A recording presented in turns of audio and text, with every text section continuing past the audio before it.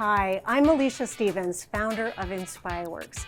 As an engagement strategist, I have spent several years working with progressive organizations, understanding why culture engagement is really paramount to the success of all industries, especially in today's business landscape.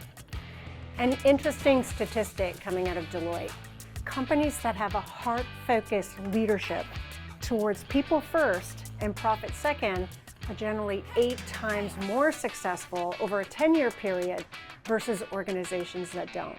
I have to say that is probably one of the most profound statistics that I have ever heard. So today I am delighted to have the opportunity to learn, share, and collaborate around the impact employee engagement has in the retail automotive industry with Michael Croxon, President and CEO of NewRoads Automotive Group.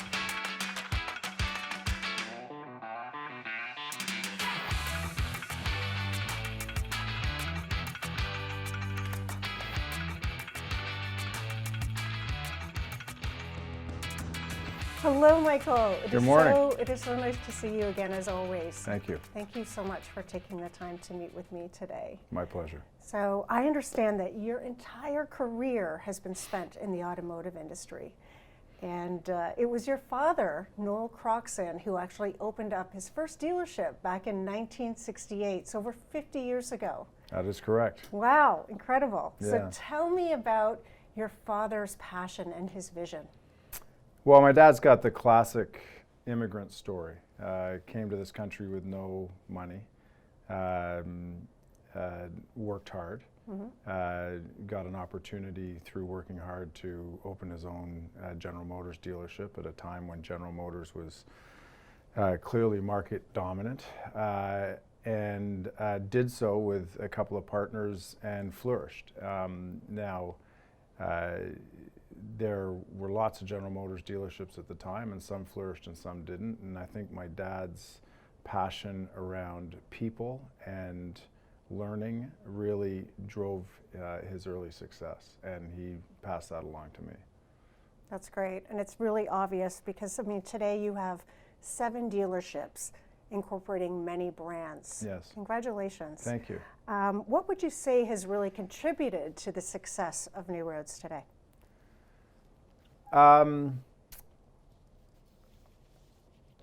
Combination of things, really, I think have contributed to the success. A little bit of luck, because everybody needs that. A whole lot of hard work, as my dad sort of demonstrated 50 years ago and passed along to me.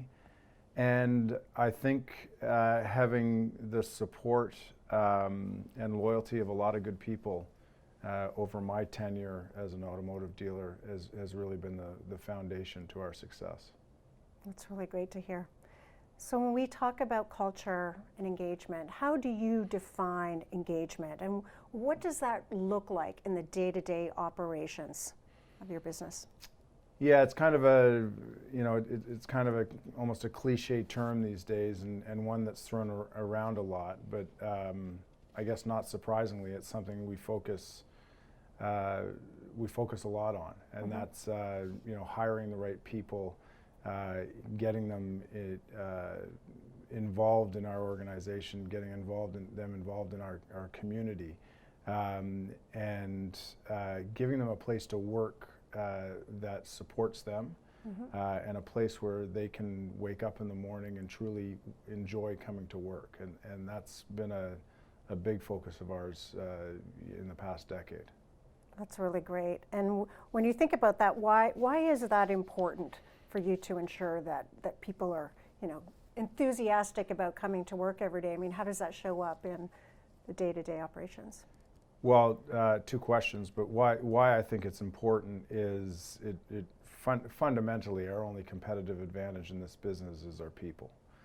And I've always maintained that if we can create an environment where people genuinely want to come to work every day, that we have a competitive advantage over others.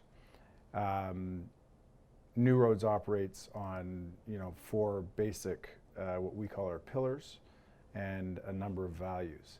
And the pillars are, first of all, employee engagement, customer enthusiasm is the second one, community is the third one, and performance is the fourth. But it really all starts with employee engagement. The other three can't exist, or can't exist really without, they can exist on paper, but not in practice unless you have the first one, and that's employee engagement.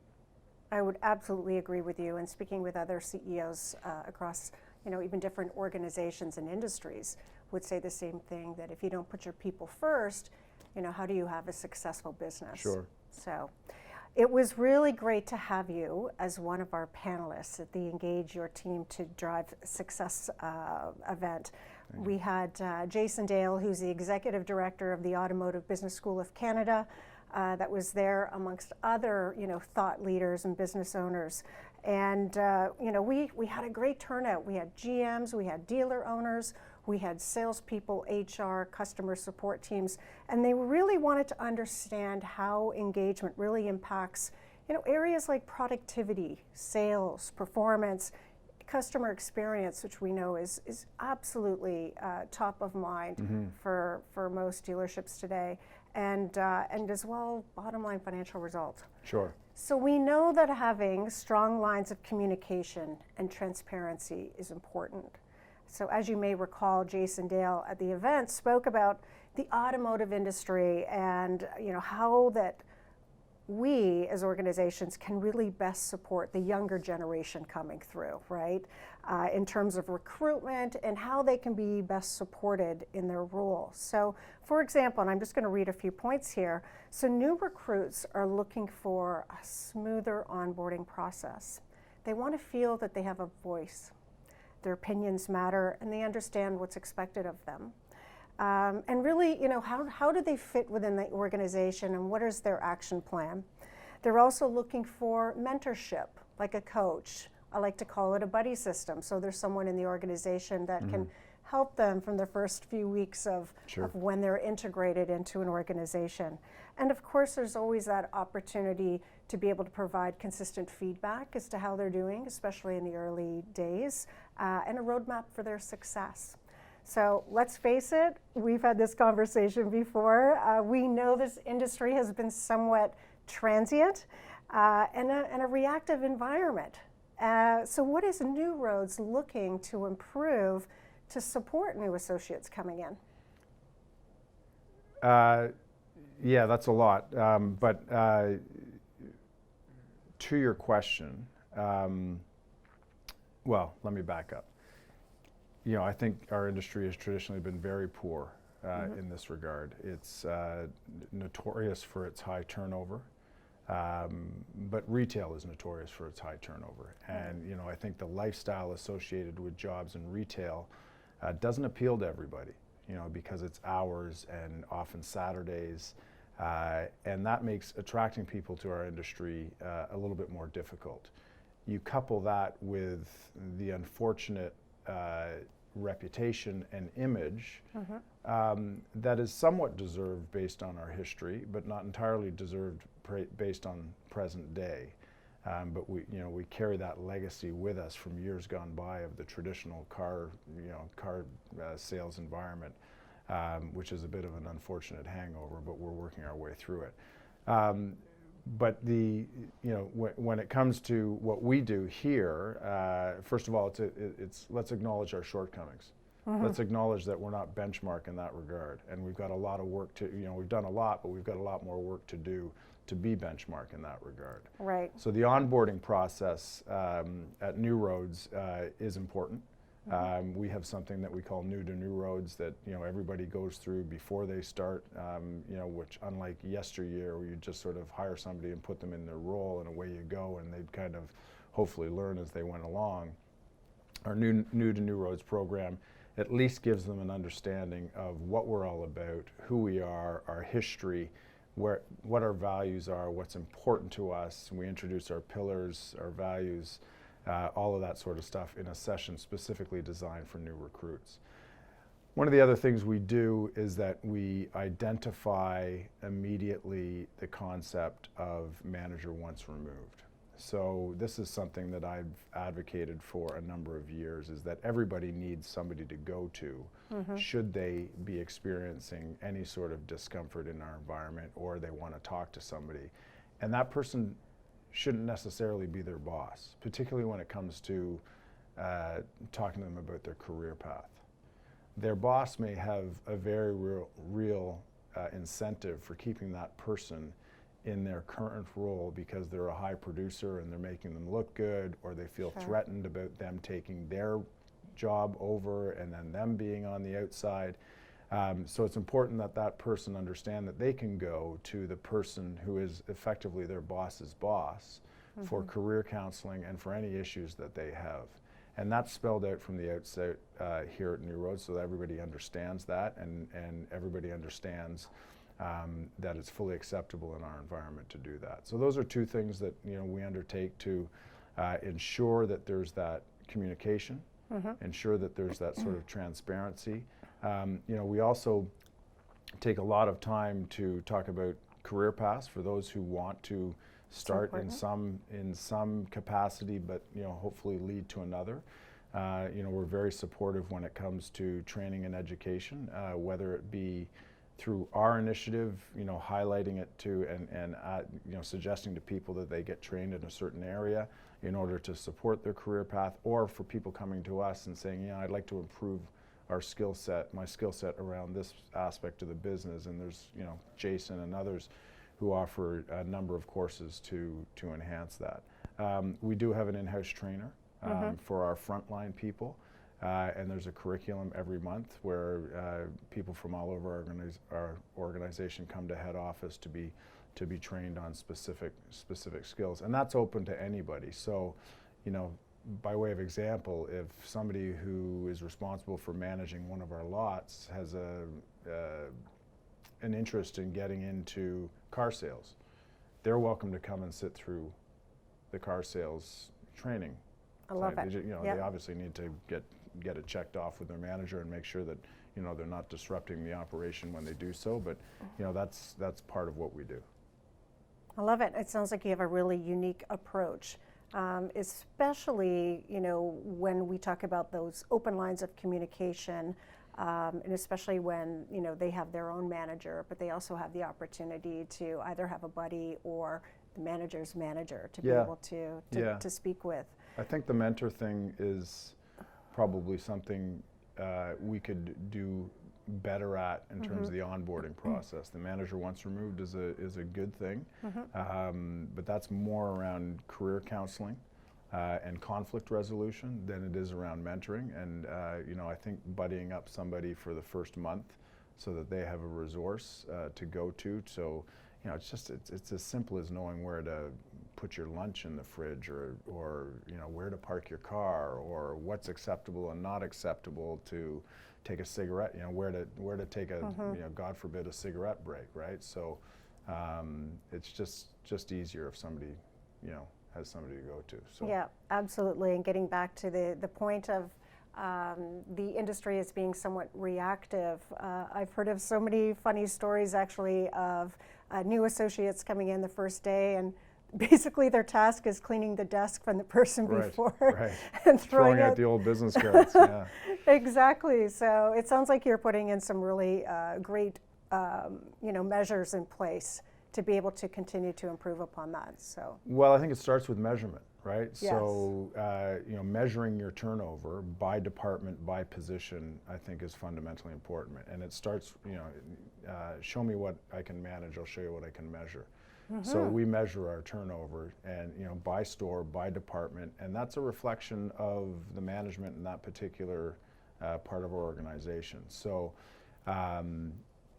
it's very important to us. Yeah. And we're in a dogfight for talent in our industry. I was on the phone with another dealer operator this morning who has 4 times as many stores as I do. Right. And she was saying, that she just can't find people, and I think that's true of unemployment rates at historic lows. That's true of industry in general right now, but it's a real challenge in our industry, and even more so on the technical side of our industry. people are no longer coming through trade schools, to be automotive technicians. So we're having to go beyond our borders, if you can believe it, to find to find people to work in our shops and to fix our customers' cars. We think about that. Would you say that the people that are coming in are looking at their careers being fairly short term? Or is that sort of an area where you're thinking we need to put more practices into place to really show that, this is a career that, there's opportunity to move and grow? Yes. Right? Because that obviously will affect the rate of turnover, right? Which is very costly. Yeah, and I guess the unfortunate part of that is that, like any organization, it's a bit of a pyramid, right? So everybody can't get the next job when it's available. But, I think if you demonstrate, and having multiple rooftops is an advantage because you can move people throughout your organization. And I think people see that by joining a group, there's potentially more opportunity for that growth. Right. Not only in the fact that we are able to afford the resources to support that growth, but also, if it's not the next position up in this store, maybe it's the next position, up and over in another store. That's great. Yeah. So I want to ask you a question. I feel like we've already answered it, but it's really about hiring the right people. So obviously that's extremely important, and there is, obviously a little bit of a shortfall in hiring and finding the right talent.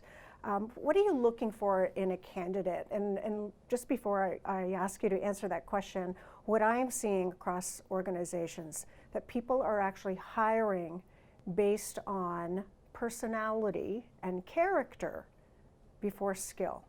Yes. I would agree with that. Tell me a little bit about what is that ideal candidate, and is it the cultural fit first, their enthusiasm?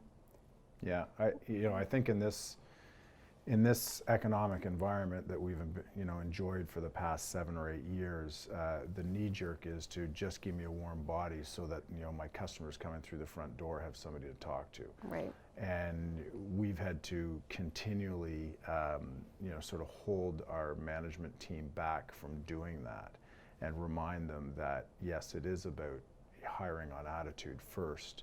And if they happen to come with the skills necessary for the position, that's a bonus, but that's not a prerequisite.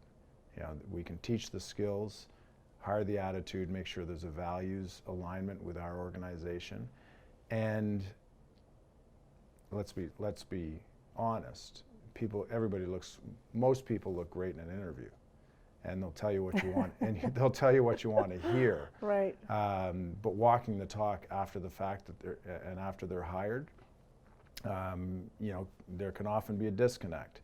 So we encourage our management team to make quick decisions when they see that there's a misalignment and move on. And it's costly, because turnover is very costly, as you know. But having the right people with the right attitude in the right position is critical to sort of our success going forward. Yeah, great to hear. I know that culture is very, very important to many organizations, and I've actually seen senior heads fire their top salespeople because they're just toxic. Yes. Because if you think about it, as we're working with many departments, many people. Yes. And if they're toxic to one individual, and that can actually fall down right through to the engagement of your customers, which is so important. Yeah. So, and I think I remember you saying something about how you hire slow, right, and fire fast. In theory, Would yes. that be right? Yes. Although we don't give up on people. We give them every opportunity to realign themselves to our way of thinking. Sometimes it works. Sometimes it doesn't work, and you have to invite people to work for another organization where they're better suited. Exactly, and it's good for them as well. Excuse me. But to your point about top salespeople sometimes being disruptive, we're fortunate. We don't have anybody like that in our organization, but I have encountered that in the past and have had to make the very tough decision. What's amazing though is what happens when that person leaves. It's like everybody else, because they've left and because they were toxic, everybody else raises their game. Of course, right? Yeah. So It's that old adage, you put your fist in a bucket of water, and the impression that you leave, the impression that's left when you pull it out, is the impression of that prima donna person who's just walked out the door. Yeah, and it really shows that you're a respected leader, right? Because if they do see that toxicity within the organization, and that you as a leader is managing that quickly and making the statement, this isn't a right cultural fit, right, then people will be much more, respectful and aligned with culture does matter. Totally agree. And, let's step up the game. Totally agree. So when we talk about engagement, we talk about growth and, the success of your business, but where do you see the greatest impact by having this well-oiled machine across your dealerships? Like, for instance, is it in the satisfaction of your customers? Is it in productivity? Is it an improvement in sales?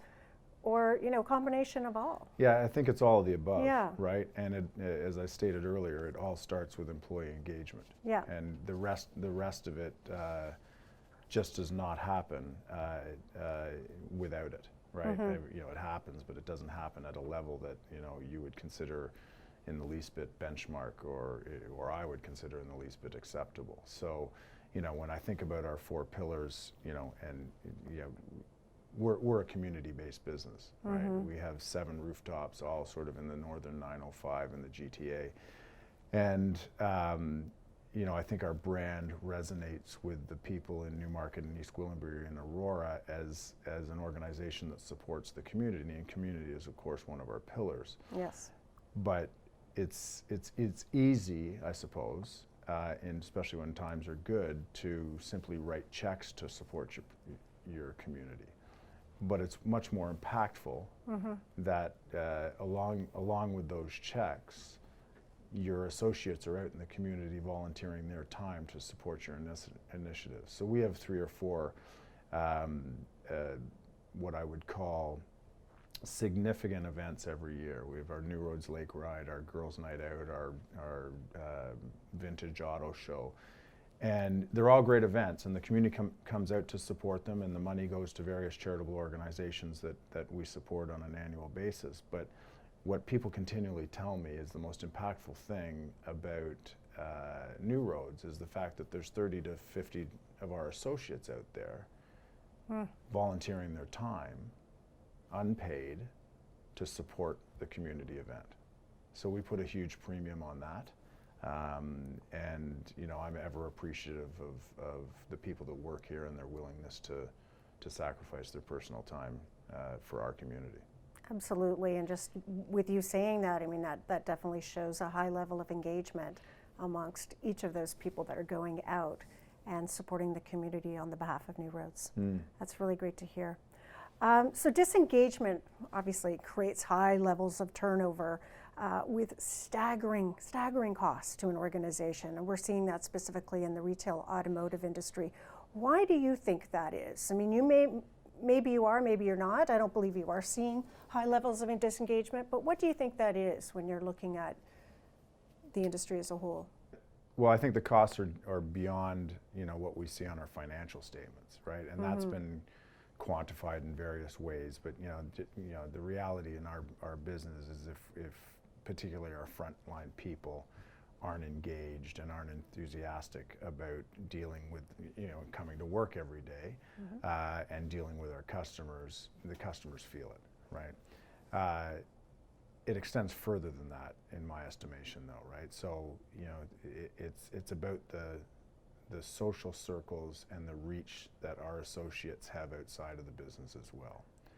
So if they're talking crap at the dinner party about the place that they work at versus talking love at the dinner party at the place that they work at, that makes an impression on that wide net of people that are 370 people that work in the organization influence, right?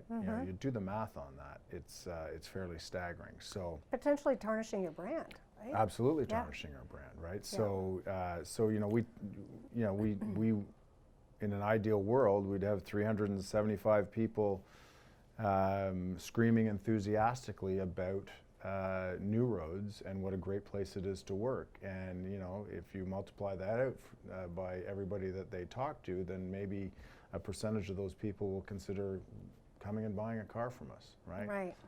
That's powerful math, right? Conversely, if they're talking negatively about us, maybe those people aren't showing up and they're going somewhere else to buy their and service their automobiles. Absolutely. So disengagement, I think, has far more far-reaching repercussions to a business, a retail business, than just those associates being disengaged with the customers that choose to walk into the store. Yeah, and there is an absolute direct correlation to highly engaged employees with highly engaged customers. Absolutely, right? Absolutely. And so that, I think that's really where it starts. Again, getting back to, I think your father said, people first, right? People matter. Yeah. So that's really great to hear. And I'm not sure he articulated it that way, but he certainly walked the walk. Yep. I've heard that myself from many people that have had connections with your father. Some really great things being said. So, almost finished. What processes or measures do you put into place to support the needs of your associates, to really ensure that they're engaged? I think you've already touched on a number of things. I think growth opportunity, anything else? Well, listen, I mean, you know, I think there's a correlation between engagement and communication. So my dad before me, certainly I've always operated and encouraged my senior team and our middle management to operate on, you know, quote unquote, an open door policy, right? People walk by my office every day and stick their head in to say hello because there's not that intimidation, that, you know, power, you know, the positional power intimidation thing in our organization, and I hope that resonates throughout the group. You know, walking through our stores as we do and taking the time to stop and acknowledge people, and you know, thankfully everybody wears name tags because I can't remember everybody's name anymore. But taking the time to stop and acknowledge them and take a genuine interest in what they're doing, I think goes a long way. And to be honest with you, I get bogged down and I don't do it enough anymore.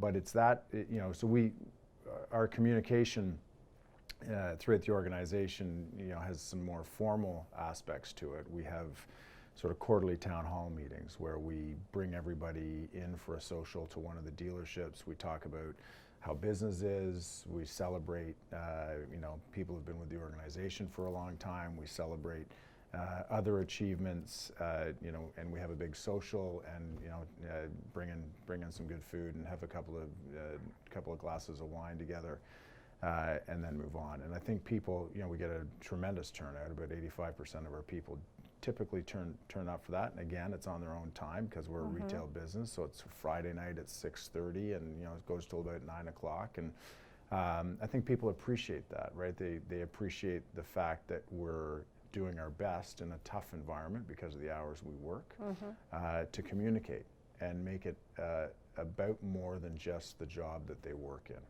and give them an indication that they're part of something bigger, right? We can do better with that, but that's one of the things that we do to try to enhance that. Yeah, that's really great to hear. One of the things that when I'm working with organizations in terms of improving engagement, we talk about the importance of connection, right? Connection of peers, connection with their leaders and their leaders' leaders. And one of the things I like to say, it's not necessarily all about what you do, but it's who you are as a person. So if we can continuously take the time and the effort to get to know people, whether it's a different department or the person you sit to next door, chances are when you have that connection, they'll have your back to support you on a project, or maybe it's, you know, I have to leave, but I've got this individual coming who wants to buy this car. For sure. If I have that connection with you, then I will be much more, you know, excited to be able to support you. Just to elaborate a little bit, Eleisha, sorry to interrupt, but we do have performance reviews, which I've always encouraged it to be less about sort of it's designed to be a dialogue between manager and subordinate, right? And it's designed to be a two-way dialogue. So we have a formal system called SPRIG around that. That happens annually, probably doesn't happen often enough. But we also, as you know, we also work with an outside consultant who works primarily with our leadership team on various initiatives. The last one was something we deemed the one big thing, and it was the one big thing that each individual recognized that they needed to work on, and they shared the one big thing with their peers, and asked for input on their one big thing from their subordinates and their peers, so that they could get it right. And we've seen some real progress where people acknowledge their deficiencies in terms of becoming better. And they weren't operational deficiencies. They were deficiencies in, not character, but in style. Yeah. Right? So how to become a better person. Right. So and feedback sessions are so powerful, and you're right. And acknowledging your strengths, celebrating your strengths, and acknowledging your weaknesses or opportunities for new development is so rewarding. I go through this exercise with teams that I work with, and when we do these feedback sessions, sometimes we'll do it as a team. We're all sitting around and talking about, Michael, what do you do well, or what are some areas of improvement? And generally at the end of it, Michael, you would probably say, I actually kind of know that about myself. Well, yeah, or ask their spouse. Ask their spouse. It was interesting. We had one instance where one of our young general managers, we said, here's what we see. And he was like, really? And then he said, I went home and I told my spouse what you guys said. And she said, of course, right? You're exactly that way, right? And you can't see yourself unless it's sort of highlighted. So it's been a rewarding journey that way. That's great. I really like to hear that. And feedback, or even feed forward sessions, if you will, we're seeing organizations, we need to be doing it more than once a year, even more than once a quarter. For sure. And it could be a fairly informal conversation that you have with your manager, right? So I think that's great.